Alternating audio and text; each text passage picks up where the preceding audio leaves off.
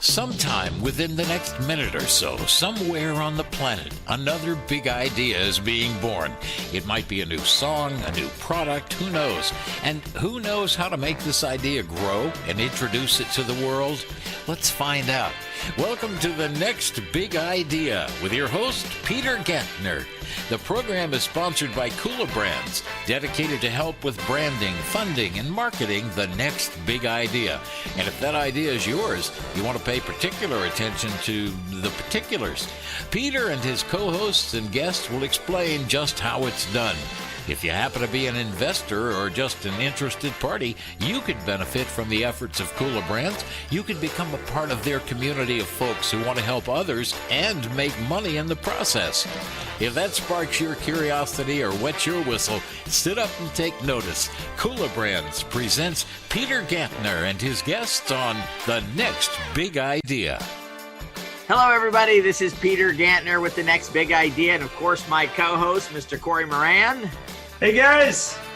And our sidekick, Deb Caswell. I'm the sidekick today. Awesome. Hey, Peter. How are you guys? I'm glad to finally not be the sidekick. How are you doing?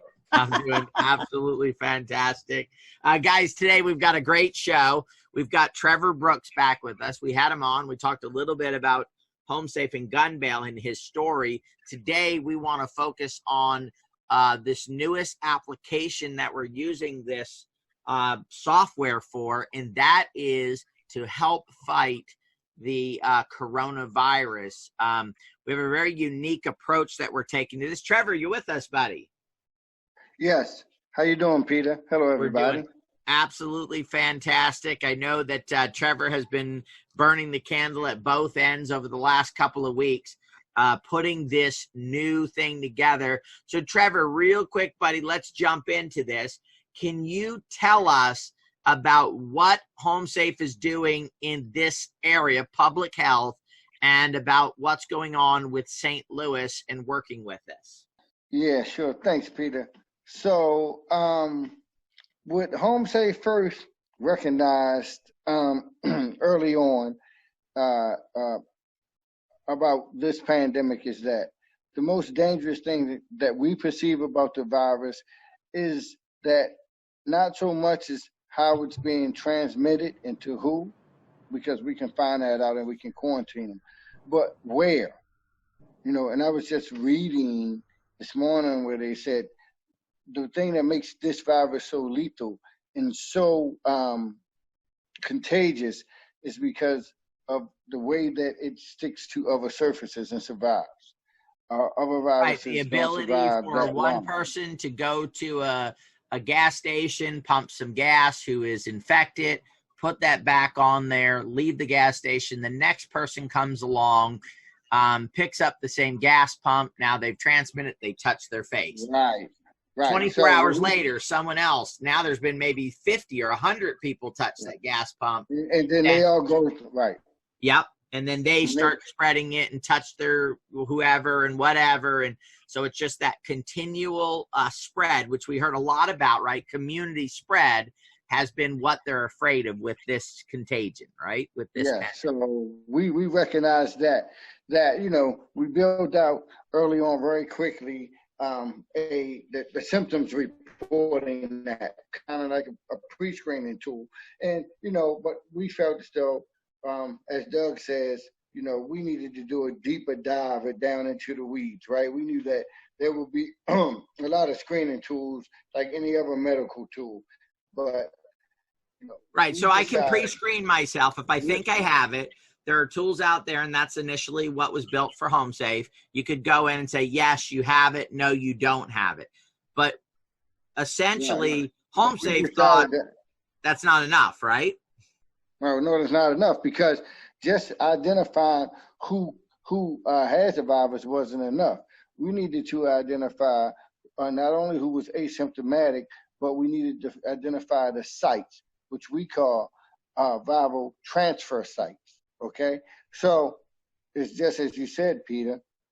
So subject A has the virus, but he's asymptomatic, right? So he finds out tomorrow, he comes down with symptoms, we test him, we ask him, our software takes him through the throes of where he's been recently in the last 72, 96 hours or whatever.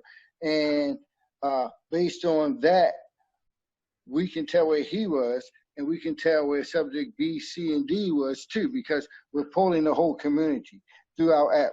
We're using a number of different ways to collect the data. Heat mapping, geo-targeting. Yeah. So heat mapping and geo-targeting, correct? Yeah, that's and some other things, but yeah, heat mapping, geo-targeting, ecological, momentary assessments, a lot of stuff that we're putting in there. So what we'll do is we find out where they were. We find out everybody that's been. So if subject B says they were at Costco, and subject A, who we know has tested positive and was at Costco around the same time, right, on this given day, then we know that subject B may have come in contact with the transfer site, and therefore may be a candidate to be tested and asymptomatic. But we even went further.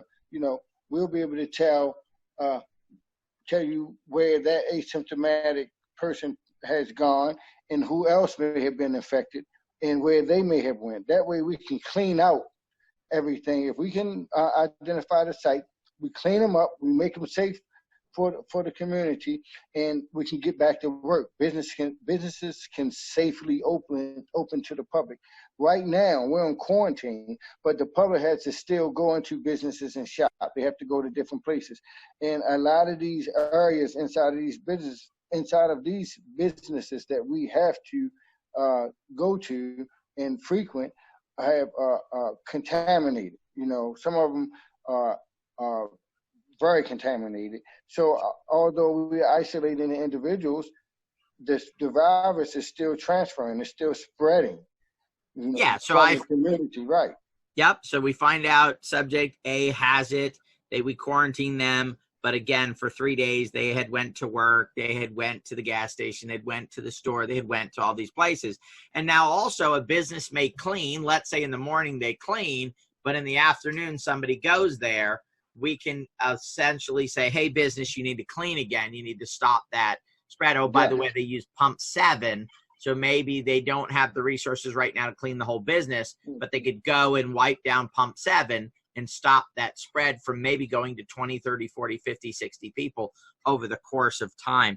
I love this approach. And I agree that in the beginning, we needed to shut down a lot of places. It looks like it is having some effect.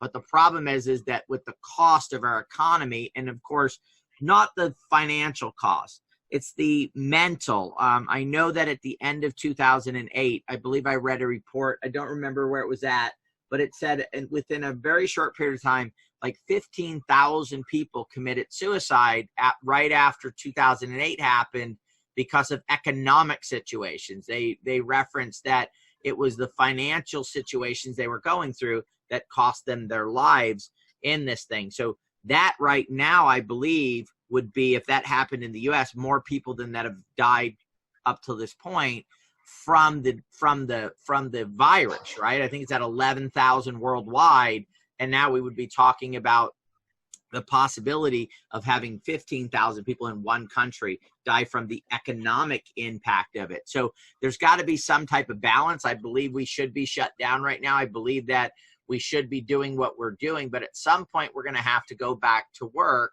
and get some of this going. And by using a laser focus and being able to use AI technology, which is what HomeSafe is using, correct? Yep. And it also allows us to remain vigilant. If this crisis has taught us anything, it's taught us that we're not invincible, and that with global warming and everything, these things are getting worse and worse. So we need something to remain vigilant. With what we build, we can not only have a laser focus now and really get in front of this and get businesses safely back open and the economy going, but we remain vigilant as a tool. So as soon as another outbreak begins, wherever it is, we can quickly isolate the individuals and locations before it really even spreads, right? So, and get right on top of it and eradicate whatever virus or contagion it is early. If we had this when this first broke out, we could have really helped, stop the spread to, the way that it has grown. Yeah, well, it really limited. I mean, the quarantine has done good. We know that. But again, people are still, I mean, I've gone out for a couple of times here over the last week or 10 days, and there are still plenty of people going to gas stations and pumping gas. People, of course, having to go to stores. So even with a quarantine, there is still that community spread. It reduces it because we're not going to movie theaters. We're not going to restaurants. We're not going to some of the places. But being in the USA especially, it's almost impossible to do a complete shutdown where nobody's getting around anybody and to be really able to cut this thing off.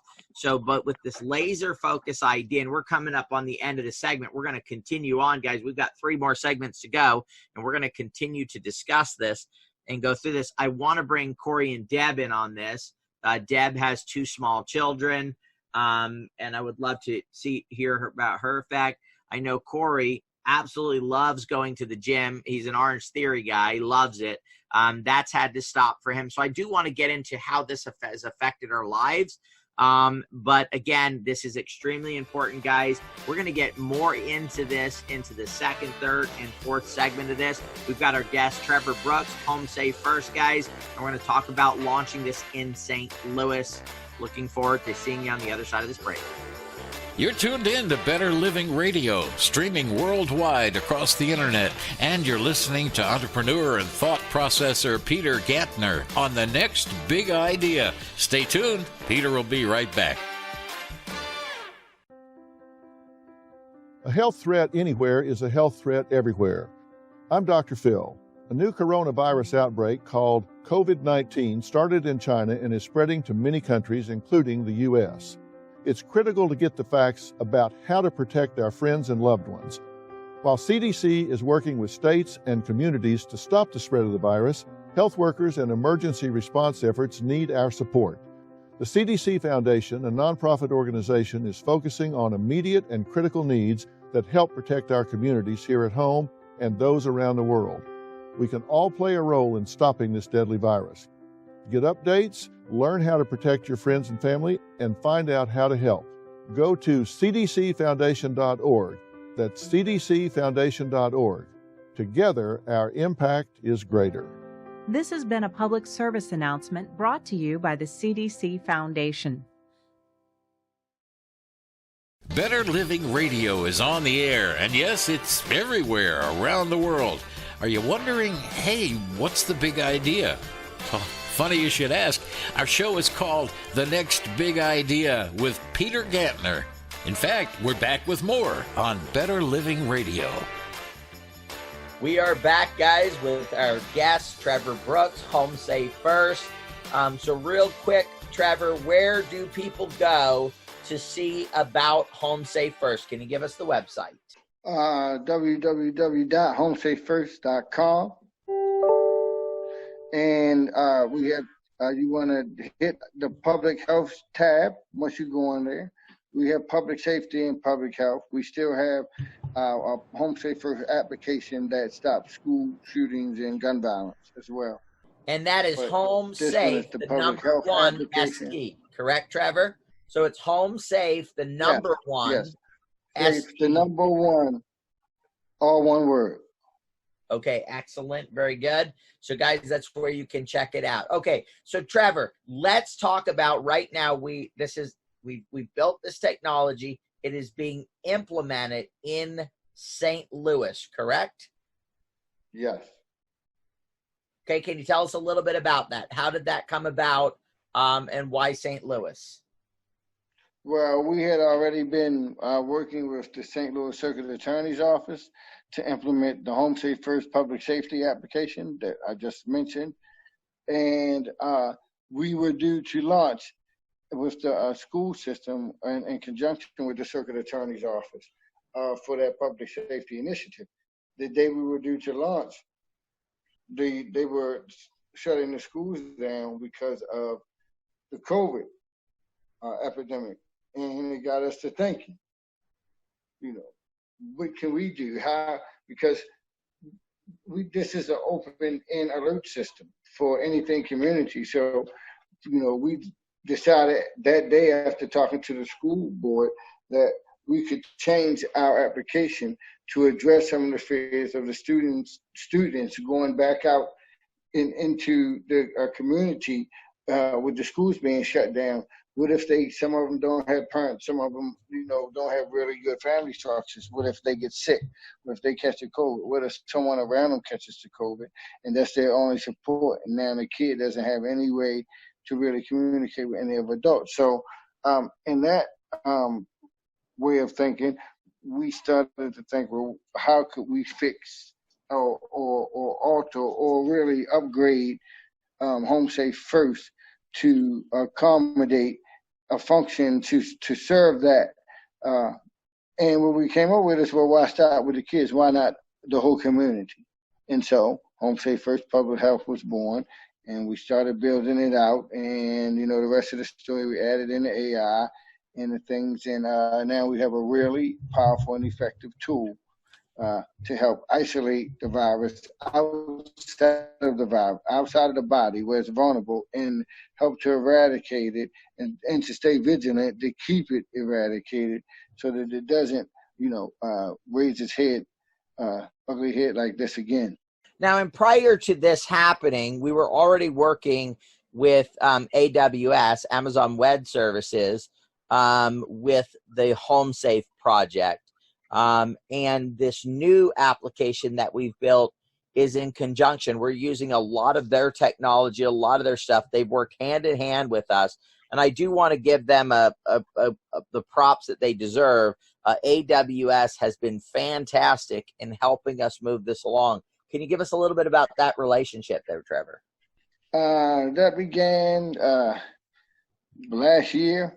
And when we met AWS, we had GunBaiL. We quickly built out HomeSafe First Public Safety, and they've been in support of that. We're part of their Cloud Start program and accelerator program. And, once we built out the public safety, they supported us in St. Louis with the Circuit Attorney's Office. And, they migrated over to AWS with us. And then we won the City on the Cloud contest. So we won the AWS 219 City on the Cloud Big Dream Award.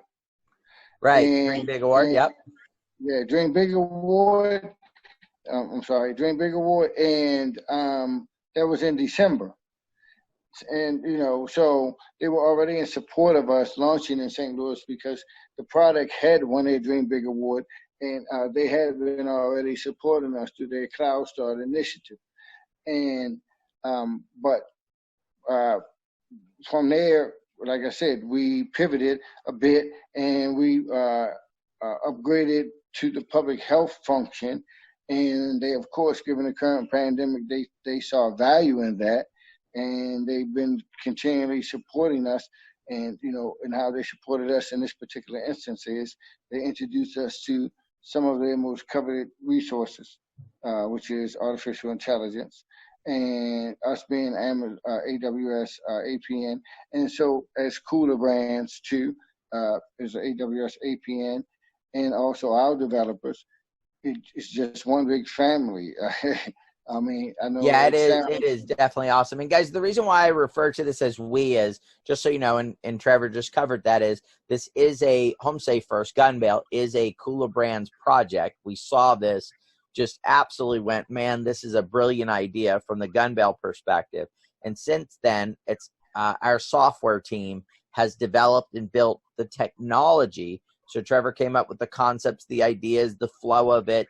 And it's been our software developers that have built it, because that's some of the resources that we provide to our partnerships through kulaBrands for entrepreneurs that are out there. So we've helped with the development and the building of this. And of course, with this conversion from HomeSafe First, this consent to search and anonymous reporting application, into this dynamic, laser-focused product that we developed, which is, again, there are other analysis, see if I have the COVID-19 or not. I know one of the other companies just recently came out, one of the big companies, but we're not talking about just identifying whether you have it or somebody else has it, but an application that is going to help track, figure out where people have been, and begin to cut it off at the pass, I guess is a good way to say this, right? Instead of just letting 300 people go get, affected by it from one gas pump or one register or one whatever. The idea is to use a laser focus to hone in on where it's been. Deb, Cory, would you guys like to just chime in here? What are your experiences with this whole pandemic and your thoughts on HomeSafe first in this approach that we're talking about taking? Go ahead, Deb. Sure, I'll start. So I have 2 kids. They're both in elementary school. I have 3 kids, but one's out of school. My 2 elementary school kids are now home along with everybody else in the United States, right? Our kids are home with us. I work full-time at home, and now I am supposed to also be a teacher like every other parent on the planet. It has been one of the most gut-wrenching, hardest things that we parents have had to go through. In addition to that, one of my children, my 11-year-old, she has Down syndrome. So she receives the special care, right? The occupational therapy, the speech therapy, the APE, all of those services are no longer available, right? Right now, they're not available to those of us who need them. And it's been very trying. Now, with Trevor's idea... Deb, real quick, before you go there, how hard has it been to get your Gunner's 9 and Gracie 11, right? How hard has it been for you to get them to understand what's going on in their world? Because we had never seen anything like this at our age. They had definitely never seen anything like this. Can you go into a little bit of that difficulty and trying to explain to them why they can't play with the neighbors' kids? Sure. Yeah, that's been really gut-wrenching as well, right? And it wasn't until they actually locked down. We're in California. We're in San Diego. So it wasn't until they actually locked down the state when I realized that they needed to know more than what I was telling them.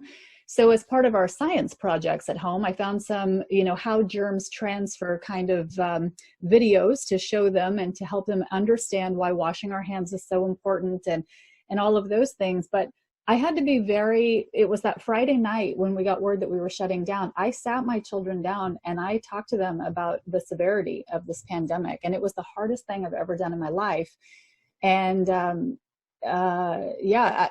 I'm so grateful that Trevor's come out with something and that we've been able to pivot quickly enough that there is the possibility that our kids will be able to go back to school, right? If we can just figure out where the virus is. Where is the virus? Let's go clean it up. Every time we find it, let's get behind it and clean it up. I pray that cities and states and our federal government will look at this and jump all over it and get it started. Yeah, and stop using this, shotgun approach. And I don't like necessarily using that term, but it is what it is. It's just, shut down everything and then try to figure it out later on and spend a couple $1 trillion keeping things moving and keeping things going. And I know a lot of the leaders are out doing what they think is necessary, and there's a lot of great things happening out there to try to prevent this. But at some point, we are going to need to get back. And I was reading something, and I was talking to Doug about it, is that the Spanish flu, and maybe we can cover a little bit of this in the next quarter, the second wave of it actually killed way more people than, it was much more deadlier than the first initial part of the flu. And we know at least by this next year, even with a vaccine, that it's still going to come back. So this is not over with at the end of this flu season. This is going to continue into next year, and we need tools. We need to use artificial intelligence. We need to use technology to head this off. We will talk more about this, guys, on the other side of the break, and we'll see you on the other side. So are you wondering where the next big idea will come from? Well, you'll hear about it first here at Better Living Radio. See, this is the show called The Next Big Idea. Maybe you got the next big idea, or maybe you just like to make some money from it. Peter Gantner will explain when we come back on Better Living Radio. Each week in his live video market and economy update offered to his inner circle, Dan Frischberg delivers the in-depth, professional version of his famous market x-ray report, live and interactive. Now that means you get to ask all the questions you want. And if you can't make the live meeting, you can watch the report on demand. Then email your questions in and Dan will email the answers back or include them in the next live report. Week in and week out, Dan brings you the ideas and specific stock picks from his friends, the people you see on TV and read about in the papers. You'll see what they're buying, how they're hedging, and when they're taking money off the table.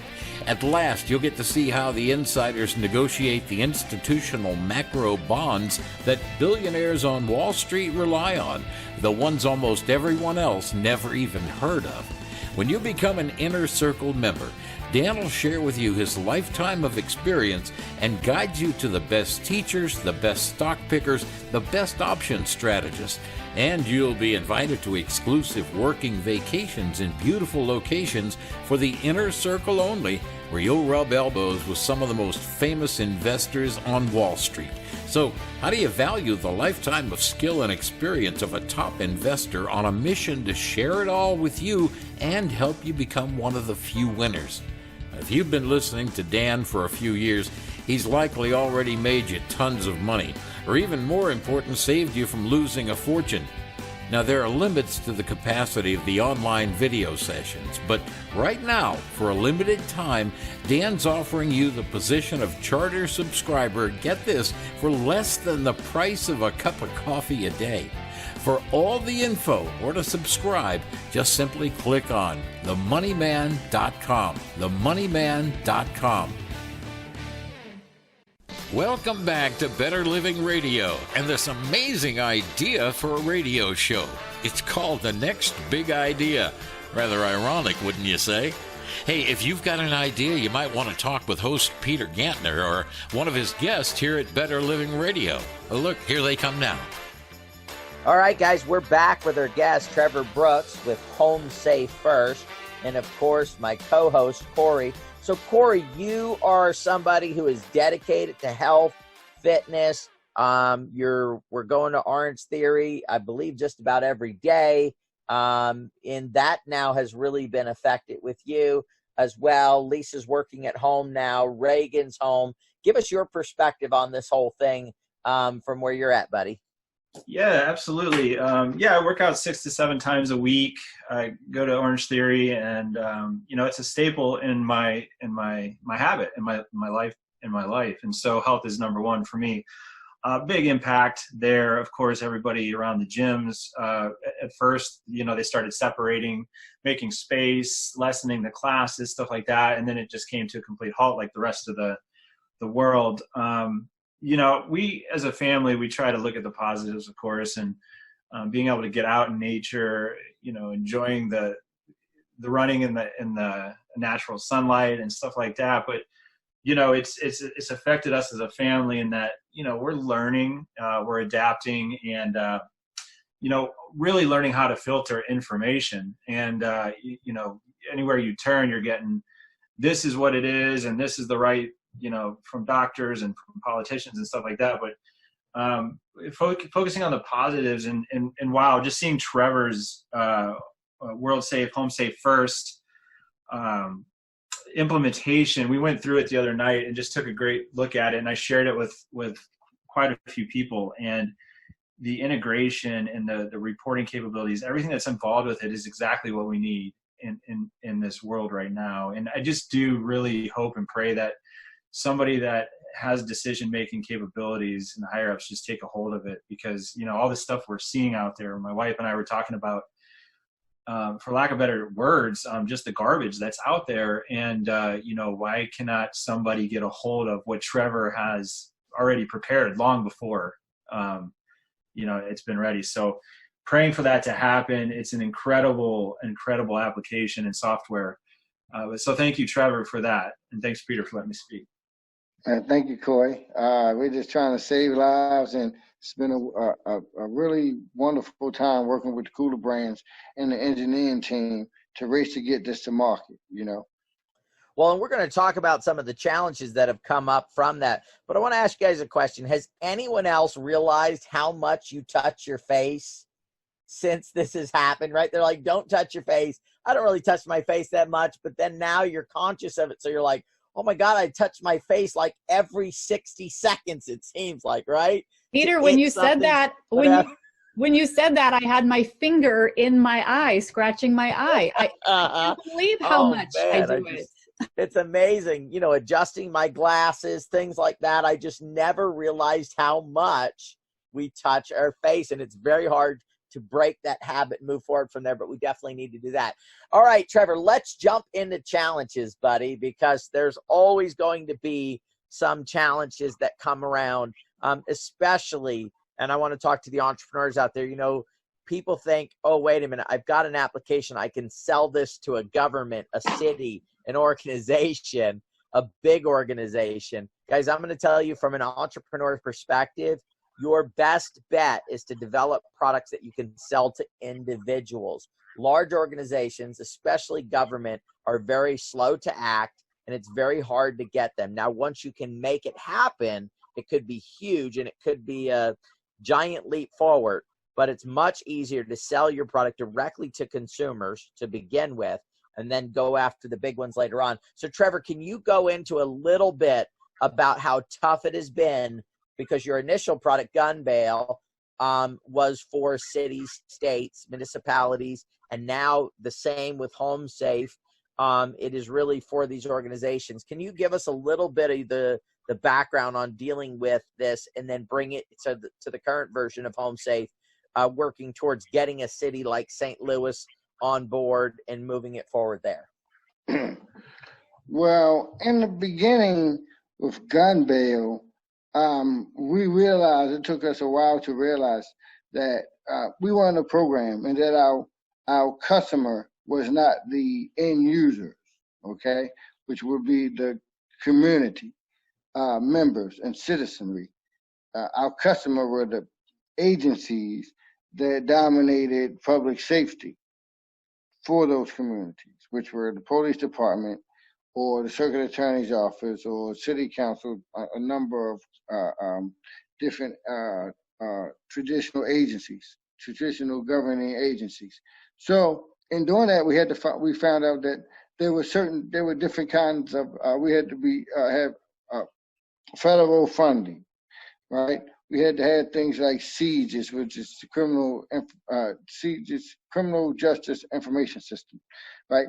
Different things that we had to, in compliances, that because we were selling to governments, we had to have. And you know, we got those. And so when we built our HomeSafe, the public safety apparatus in the beginning, we already were privy to that, and that only needed much of what we already had on with GunBaiL.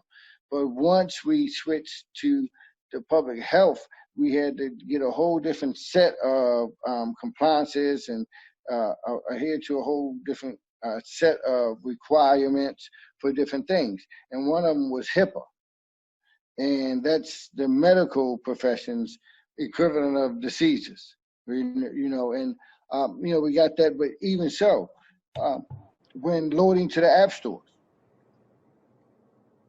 you know, by this being new, there's so many regulations and so many things going on that it was even difficult figuring out, you know, now that we have a customer and it's a city that wants to use this, how are we going to distribute the app? We weren't able to distribute our apps in the app stores.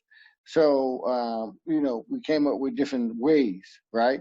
And guys, if you're going to be an entrepreneur out there, sorry to interrupt you there, Trevor. I want to make this point to you. If you are going to be an entrepreneur, guys, you are going to come against this type of stuff.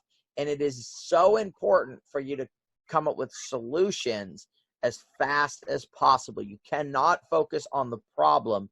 You must focus on solving that problem, coming up with that solution in order to move things forward. And that's what we were able to do. Go ahead, Trevor. Sorry to interrupt, buddy.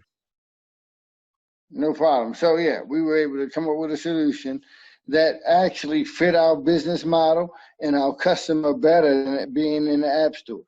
So, you just have to keep pushing it. Something's going to come up every single day, right? So in St. Louis, in the beginning, we had the city health department and a number of other health organizations, right? And then we ended up with a group of doctors and nurses.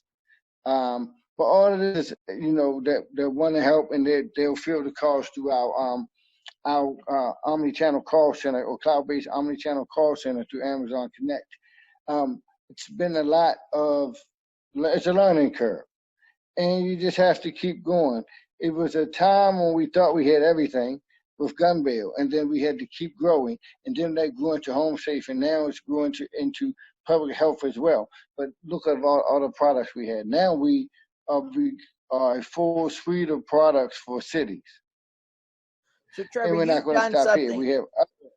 Sorry, buddy. You've done something extremely well, and that is you've gotten people on board with your mission. So whether that was kulaBrands, whether that's the staff at AWS, whether that's Becker, whether that's people in the city of St. Louis, can you talk to the entrepreneurs and the support people that are listening to the show right now and give them a little bit of your technique for being able to get so many people behind your mission? Because there's no way you would have done this on your own, right? This has taken a lot of different people to open up different doors. Can you cover that? We've got about 2 minutes in this segment, buddy. I think it's really important for them to hear about that aspect of what you've done to an amazing level of getting these supporters and people on board to help drive this mission forward. Well, I think that it's belief in what you're doing. It's belief in your mission. It's for me, it's just, I believe in this mission, and I started it to save lives, and every product that we produce is to save lives. And I think that everyone who ever meets me, they realize that I'm an entrepreneur, yes, but I am also a person that is deeply committed to making the world better and saving lives. And when you have to believe in yourself. As an entrepreneur, you have to believe in what you're doing. And if you really believe in it and you put in 1,000%, then I believe that, people will help you. People will align with that mission. And this is true with any company. You have to be consistent, and you can't think about, what's the reward just for you all of the time. And you just have to be consistent. That's the only thing. You have to be consistent. You have to sacrifice. So including people in the mission, right? We're coming up on the end of this segment, yes, guys. We're going to be back on the other side of the break. But being one of the entities that got on board with Trevor, I believe with him, it was such a great idea, the big idea of saving lives, but then watching Trevor's consistency, watching him show up, and watching that he was man, we're going to have to get this back on the other side of the break, but he knew exactly what he wanted to accomplish. He kept pushing for it. We'll see you on the other side of the break.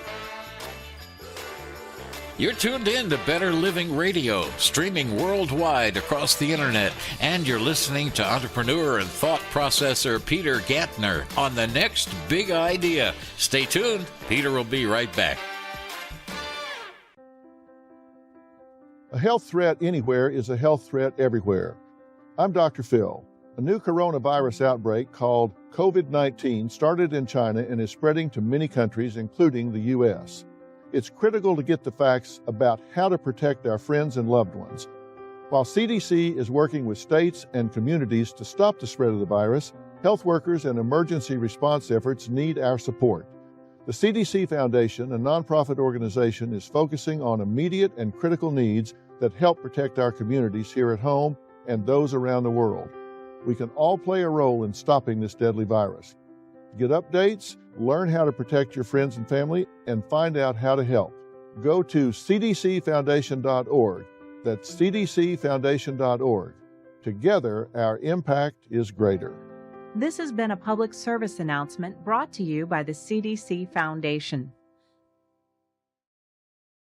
What are you going to do with your old car? You can try selling it, you could junk it, or you can donate it to Heritage for the Blind. Your car will be towed away for free, and your donation is tax deductible. Just call 1-800-639-8620. Heritage for the Blind accepts cars, vans, trucks, and boats. It doesn't matter if your vehicle runs or not. It'll be towed away for free, and you'll be supporting those that need help. Heritage for the Blind is a nonprofit organization that helps the visually impaired live fuller lives. Call right now to donate your car. And as a special thank you for calling, you'll receive a free 3-day vacation voucher to many exciting locations. Call Heritage for the Blind right now. Call 1-800-639-8620. Donating is easy, and your vehicle is towed away for free. Plus, you'll get a free vacation voucher. Call now, 1-800-639-8620. That's 1-800-639-8620. Better Living Radio is on the air, and yes, it's everywhere around the world. Are you wondering, hey, what's the big idea? Oh, funny you should ask. Our show is called The Next Big Idea with Peter Gantner. In fact, we're back with more on Better Living Radio. We are back, guys, and what I was looking for at the other side of the break was that when Trevor asks for help, it's when he actually needs it. He doesn't, I noticed that sometimes people like, oh, can you help me? Can you help me? Can you help me? Trevor has always been a person who pushed it as far as he could and only asked for help when he didn't have any other option or any other ability. So it wasn't always relying on other people. He would do as much as he could. So, buddy, can you talk a little bit about your strategy there when you do say, hey, I need some help? What have you done? What position have you put yourself in before you get to that point? Because this is just such a huge thing. Well, it always helps, right? If you go to someone and you say, I need your help, but you haven't built the platform in order for them to help you. So because this person their help may be in the form of them introducing you to someone that could get you, to the next stage, or someone that's in the space that you're desperately trying to have an effect in, or build some sort of momentum in. And if you just go and say, hey, I need your help, and they say, okay, I don't mind, the next thing they're going to say, okay, what do you have? If you have, all I have is an idea, and I need you to do everything else for me, right? Then you what are you saying to them? What are you saying to them? You're saying to them that you want them to do the work for you. Right, instead Right? of with you, right? So you've done an approach where you do as much as you can and then say, hey, can you join me in this? Can you help me with it, not do it for me? And that is important, guys. With being the founder of kulaBrands, we have a lot of different levels of entrepreneurs. And some of those entrepreneurs came to us thinking we were going to do all the work for them. And their idea was big enough to get them across the finish line. Guys, the idea is the beginning of this. It's really the implementation, execution of the idea. And that's what I've loved about Trevor is he's been able to move things forward, execute, and only ask for that help when he's needed it. And also, it's easier. If you go to somebody and say, I need you to do something for me, I need you to introduce me to this person.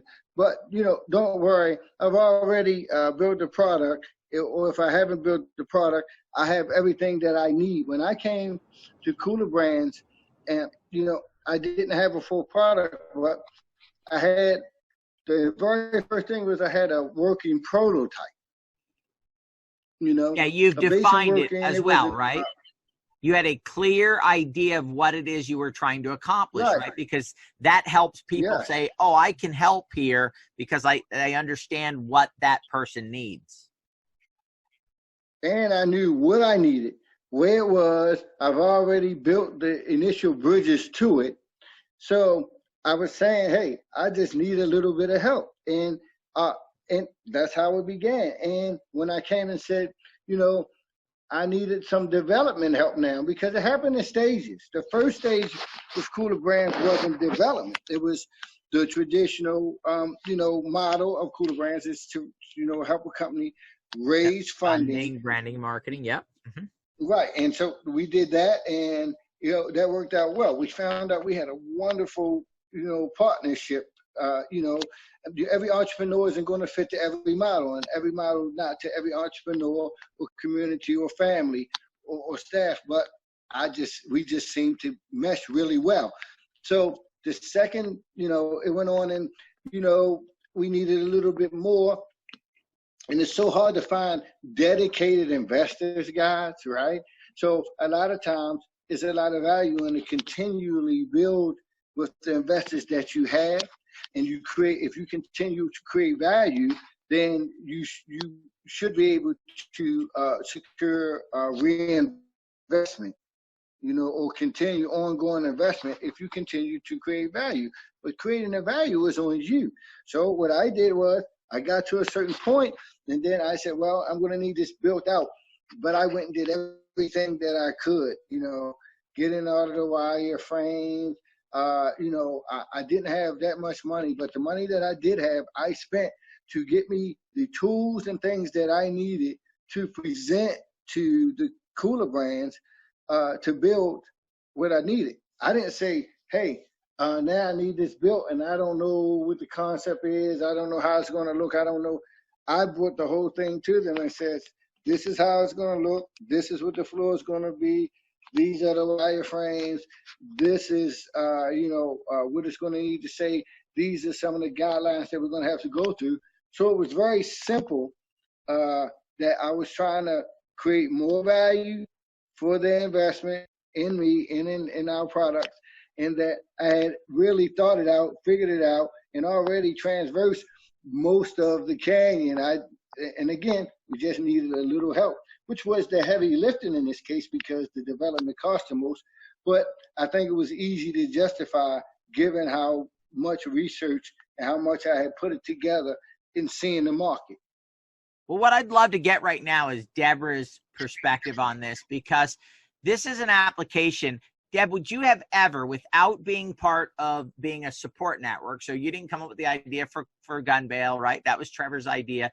In your lifetime, would you have ever been involved in a project like this that's going to save lives, has Amazon working on it, won the Dream Big Award, working with the city of St. Louis? Would you have ever been involved if it wasn't for looking at it from a perspective, and she's doing it through kulaBrands, but just being somebody who goes, let me go help an entrepreneur, let me be a support system to that entrepreneur through whether it's crowdfunding or any of the other sources?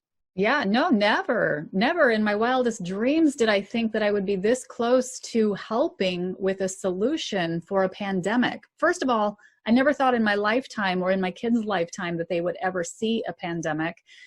But then to be able to just support Trevor, and even if it's just as a cheerleader on the sidelines, whatever it is, just to let him know that we're here, we're, whatever he needs, it is the best feeling on the planet. Absolutely. Thank you, Trevor.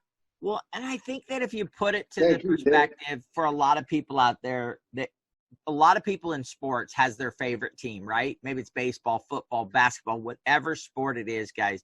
And this is what I relay it to for being in the support system of an entrepreneur is. It's just like your team winning the NBA final, right? The championship, the baseball team winning the World Series, the football team winning. I mean, that's the feeling that you get when there's accomplishment, when there's things being moved forward. And that's the closest I can say is a relationship to what it is to be a support person out there. Because I got to tell you guys, for entrepreneurs to succeed, to solve big problems like what we're talking about here with Trevor, they need our support. We as a society need to get behind entrepreneurs through reward-based crowdfunding, through equity-based crowdfunding, through models like kulaBrands. We need to become the supporters to help get these big ideas out there. We've talked a little bit at one of the other shows about a participatory economy. I believe that is a solution for society to make this a better place. So Trevor, we've got a couple minutes left here. Let's talk specifically about St. Louis. What is going on there? What's the steps? Today is launch day in St. Louis. What does that look like, and how's that going to go? Okay. Yes, Peter. So today we're launching with the city employees, starting with the circuit attorney's office. They're 200 attorneys, and then the rest of their staff, and then and with the court staff, and expanding out into the city, and then the basic community. Premise is the good thing about this app now with our function, new functions, it helps cities keep their employee base healthy. Okay, because if all of the police get sick, if all of the city employees and support personnel, the gas and electric, the power employees, lines go down. I mean, we need these employees to stay healthy, but they're just as susceptible to the virus as any of us are. So our app also will help those who would have to work, who are essential employees and work at essential businesses, to avoid places that the virus can be transmitted to them from, while they're trying to help everyone else to avoid additional places. We can't avoid everything if they're healthcare workers. They're going to have to be around patients, but at least we can help them avoid the places where they may go and be caught off guard by the virus transferring to them. Inside a medical facility, they're very protected. When they go to Walmart, we're coming in. I hate cutting you off, but I think we needed a 2-hour show, we are coming up on the end of this segment, guys. HomeSafe first. That is HomeSafe, the #1 ST, guys. Check it out. Thanks for joining us today. We will see you again on our next show.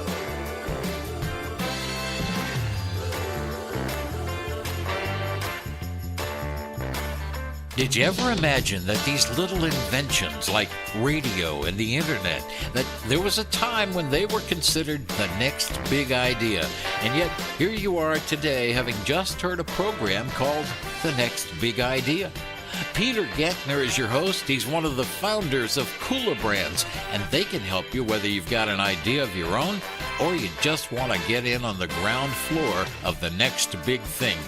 Peter and his co-hosts and guests are here weekdays on Better Living Radio to discuss the ins and outs of creating, manufacturing, branding, and marketing the best of the big ideas. Maybe you've got one, or maybe you want to be involved in one. You're definitely tuned into the right spot. So hear this. You can hear this program weekdays at the same time on Better Living Radio as kulaBrands presents Peter Gantner and the Next Big Idea. You hear Jackie Simmons daily here on Better Living Radio. As the founder of the Teen Suicide Prevention Society, she's presenting a course to help you become a Make It a Great Day advocate. It's a series of weekly classes, and by the end of the course, you'll be able to listen. Just listen, without trying to fix or strategize or help. It's one of the most critical skills in the world today. Jackie explains the 7 key techniques to create conversations that break the cycle of hopelessness, proven techniques to help others break the silence and save lives. You'll learn to open the door by setting the right tone right from the start. Stop wasting time wondering if there's a need to speak up. There is. After registering, simply pay what you wish. There's a suggested donation on the website, along with a long list of bonus items to come when you register and attend. You can become an advocate. Just click on makeitagreatdayadvocates.com. The next $1 million idea is being formed each and every day. How many of those ideas, brands, companies, or musicians will break into the market, let alone make it to the top? At kulaBrands, we work hand in hand with inventors and creative folks to boost their brands. From concept to products ready to take the world stage, kulaBrands provides entrepreneurs with funding, brand creation, gap sales, marketing, and more. Using a rewards-based royalty system, both kulaBrands and your company succeed. Where will I get the money? How do I reach a global customer base? How or where do I get my products manufactured? kulaBrands helps solve these challenges and helps your business on a path to success. kulaBrands, changing the way new ideas get to market, and yours could be next. Reach out to kulaBrands at kulaBrands.com. That's K-U-L-A, kulaBrands.com, or see the contact info on the homepage at betterlivingradio.com.